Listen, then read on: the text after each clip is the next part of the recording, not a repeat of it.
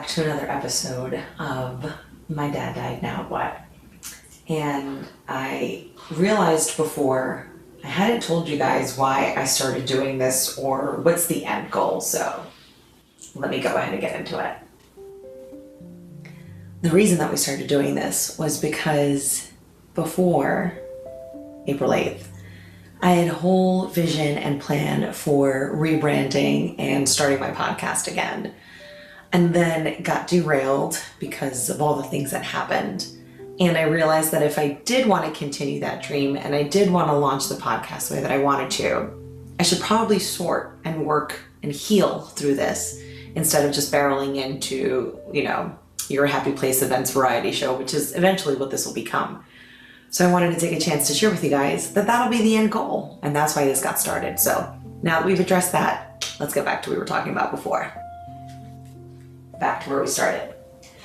I originally filmed this episode a couple days ago and sat with it longer than I normally would because it didn't seem honest to me.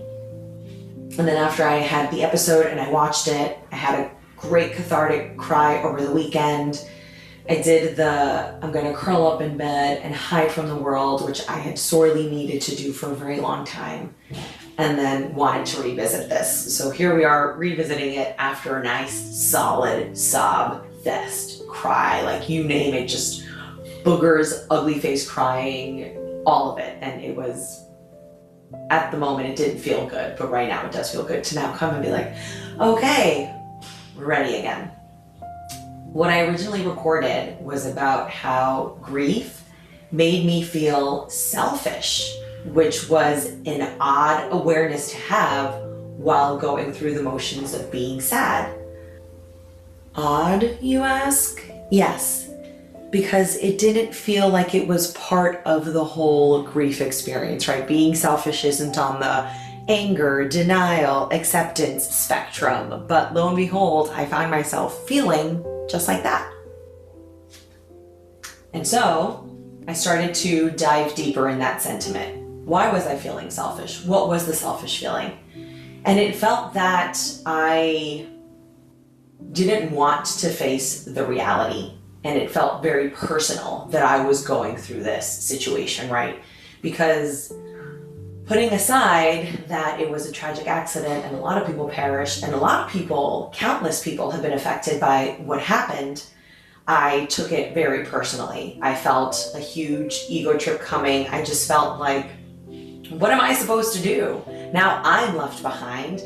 Now I have to deal with all the things that are like, organizing a funeral and coffins and travel and just all the logistics and administrative stuff, which in hindsight helped me process through the initial shock of everything that I was feeling. But I realized after that I felt very selfish about it, that I felt like, why me, right? Why is this happening?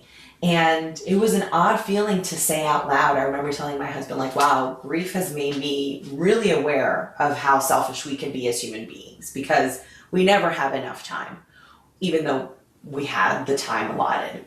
We are never prepared, even though we do things that we think are going to prepare those that are left behind. And it was interesting to circle around the feeling of grief in this, I'm left behind. Out of that sentiment is honestly where the phrase, my dad died, now what? Because it just felt like there was a constant barrage of, now this thing is going to happen, now this thing, like what else do I have to deal with, right? And I think at the root of it, that selfishness that I was feeling, that trying to figure out that this is going to be the new norm for a long time was startling because it really just hid the hurt. And if I can disguise my hurt and if I could disguise my sadness in this feeling of, well, it's just me being selfish, then it's easier for me to put that aside and to not feel those unpleasant feelings because at the end of the day, nobody wants to feel those unpleasant feelings. And I've learned, maybe it's because of the process of undoing the masking through my ADHD, I don't know, but we're super into it right now. I've learned that when I'm processing emotions, and I can only speak for myself right now, I sometimes mask them as others to make it easier to avoid. So I was masking the hurt and the sadness and really the profound disconnect that I was feeling from my reality through calling it selfish, through calling it, well, you're making this about you, right? I touched upon it on a previous episode where it's like, I don't want to be this person. This is not the identity I chose. This isn't the life that I would have wanted at this point in my life. And it did feel like it was coming from a selfish place.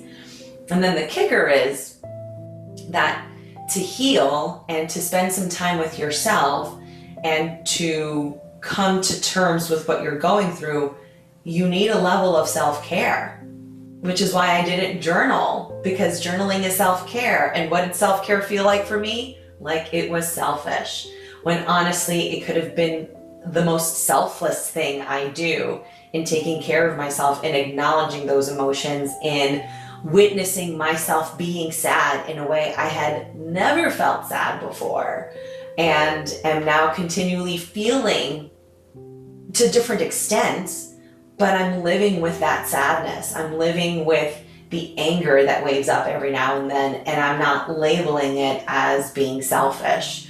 There's another emotion that came up, which I'll leave for another episode, because I think that it is latent in all of us, but really came up a lot more during my grief and ADHD process journey.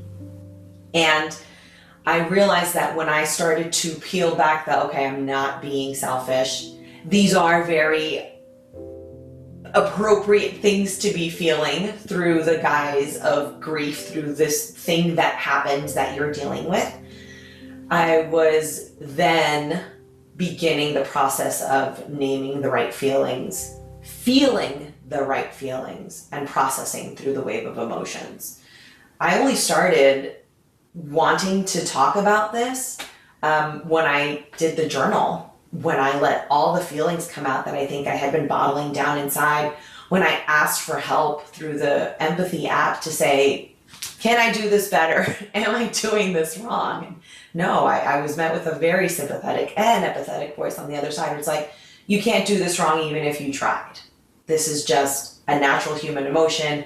It's a natural human process, and everybody goes through it the way that is best for them.